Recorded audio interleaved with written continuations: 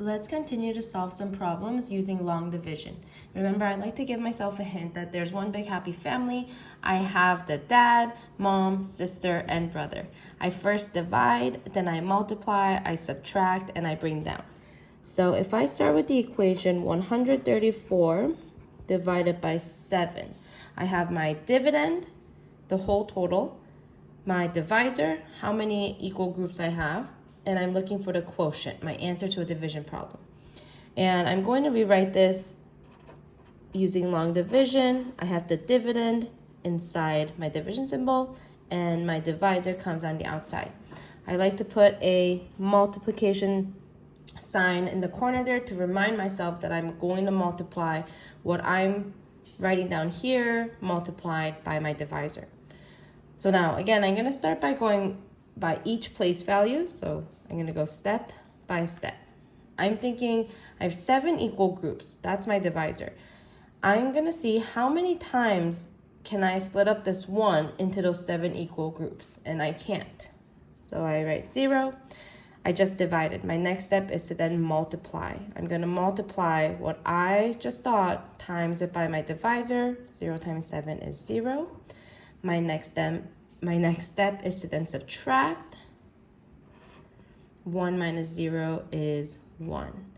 Then I have some other numbers that I didn't finish off, so I have to bring it down. My next step is to bring down.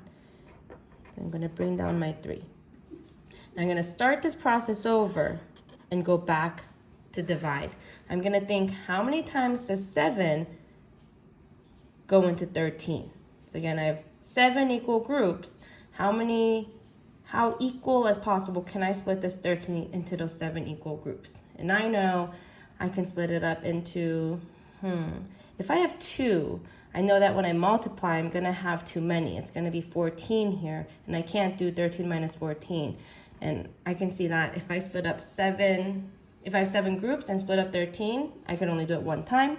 My next step is to then multiply. 1 times 7 is 7. Then I subtract. 3 minus 7, I can't do that, so I have to borrow. 13 minus 7 is 6.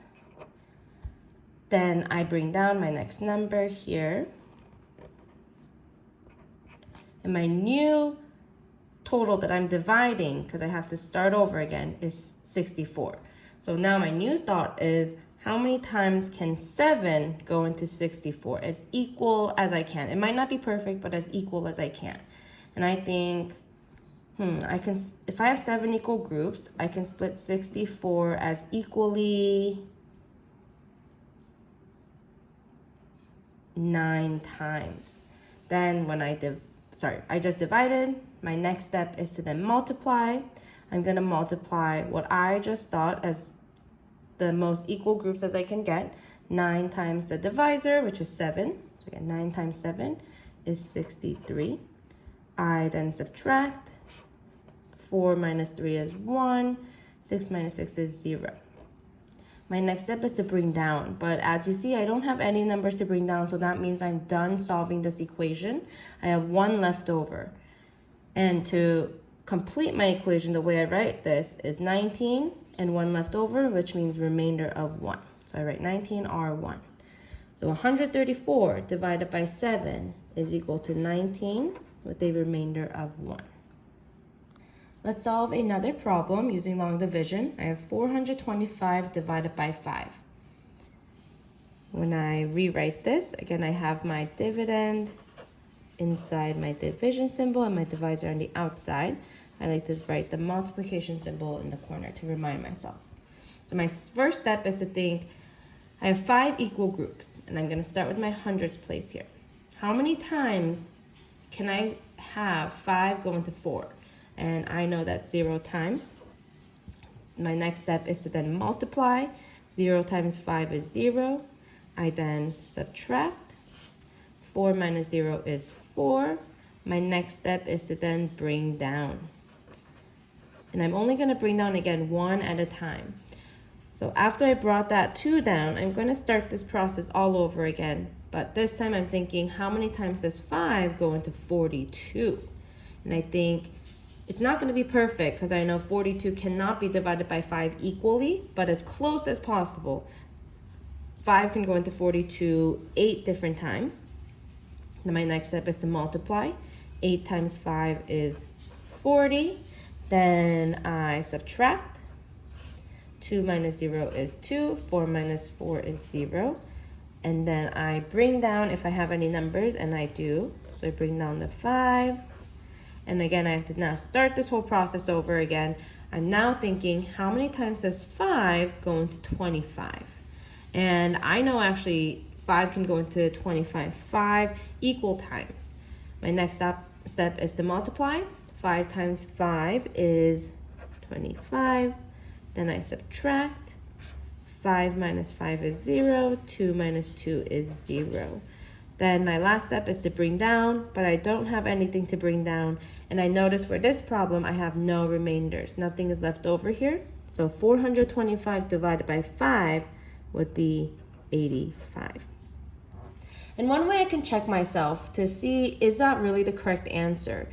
When we think about our fact families, if 425 divided by 5 is 85, I know that 85 multiplied by 5 will have to equal 425. So this is the way I'm going to check my work. And so I'm thinking, when I multiply this, 5 times 5 is 25. I carried a 2. 5 times 8 is 40. Then we add the 2 here, 41, 42. 85 times 5 is 425. So that means this is correct, and I've just checked my work. Let's solve another problem. 624 divided by 3. And I'm going to rewrite it. So my dividend, 624, is on the inside of my division sign, and my divisor goes to the side. I'm going to start one place value at a time again. I'm thinking, how many times does 3 go into 6? And it might not be equal. Sometimes it will be. In this case, it is. 3 can go into 6 2 times. My next step is to then multiply. 2 times 3 is 6. After I multiply, I subtract. 6 minus 6 is 0. My next step is to then bring down. Now I start this process over again, and I'm thinking, how many times does 3 go into 2? Again, that means if I have 3 equal groups and I have 2 items to split, can I have equal things in all those 3 groups? I can't. I cannot. So that would be 0. Now I just divided. I thought about division. My next step is to then multiply. 0 times 3 is 0. And do you notice how I here lined up my ones place? So when I subtract, which is my next step, I can do 2 minus 0, which is 2. My next step is to then bring down. And I have a 4 here that I can bring down. Next, again, I'm starting this process over. I'm dividing and thinking, how many times does 3 go into 24? And again, it might not be equal, but sometimes it will be. Here in this case, I know that 3 can go into 24 8 equal times. And another way to think that is, if I have 3 equal groups, how many times as equally as possible can I split this 24? And I know that's 8. I'll have 8 in each group. My next step is to multiply. 8 times 3 is 24. I then subtract. 4 minus 4 is 0. 2 minus 2 is also 0.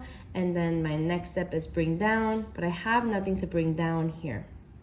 So now I see that I have 0 remainders, and my answer is 208.